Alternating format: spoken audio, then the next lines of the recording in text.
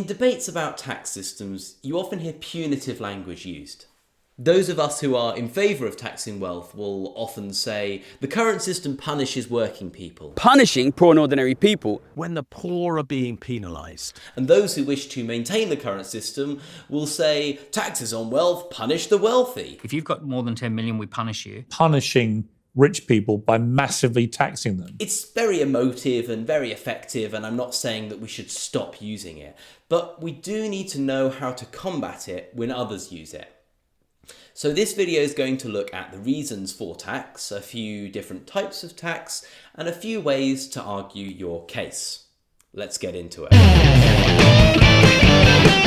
Taxes primarily serve three purposes: inflation control, redistribution, and motivating behaviours. People often talk about taxing to fund public services. This is sort of true, but it's kind of just a combination of the first two. Public services are a form of redistribution, and pumping money into an economy without taxing it out somewhere can lead to runaway inflation sometimes. Every form of tax helps to reduce inflation. So the more money you soak up out of an economy, the less money is devalued over time. So we're going to be focusing on the behavioural taxes and redistributory taxes. Taxes on things like tobacco, alcohol, carbon, and sugar are there to discourage people from buying them. These taxes could be argued to be a punishment.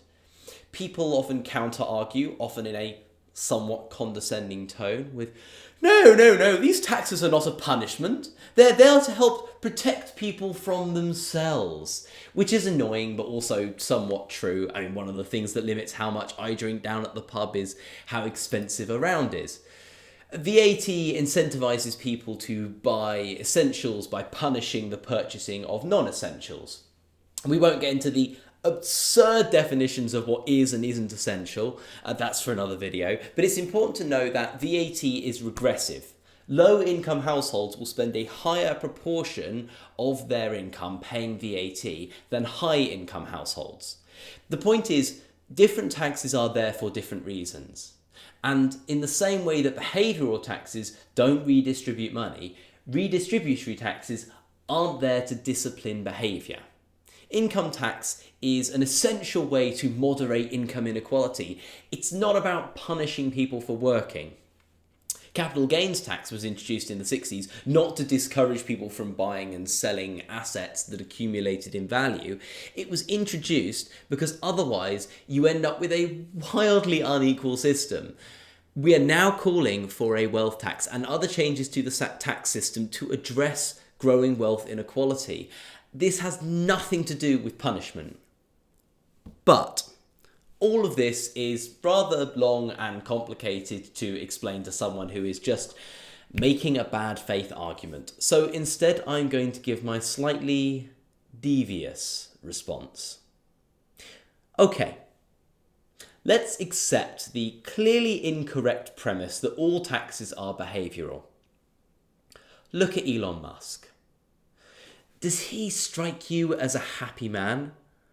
Or does he strike you as a scared megalomaniac, desperate to escape this mortal planet, lashing out at anything that gets in his way or forces him to confront his own finitude? Look at any of these out-of-touch billionaires. They are all exemplary of the cold, hard fact that we are taught from an early age. All the money in the world cannot buy you happiness if you're not happy with yourself. Billionaires of the world, we are doing this for you. Taxes which target wealth are needed to protect you from yourselves and to help steer those poor, unfortunate millionaires back onto the right path before they too succumb to that sad, sorry life of a billionaire. Doesn't feel quite as good when you're the target of the condescension, does it now? Bitch!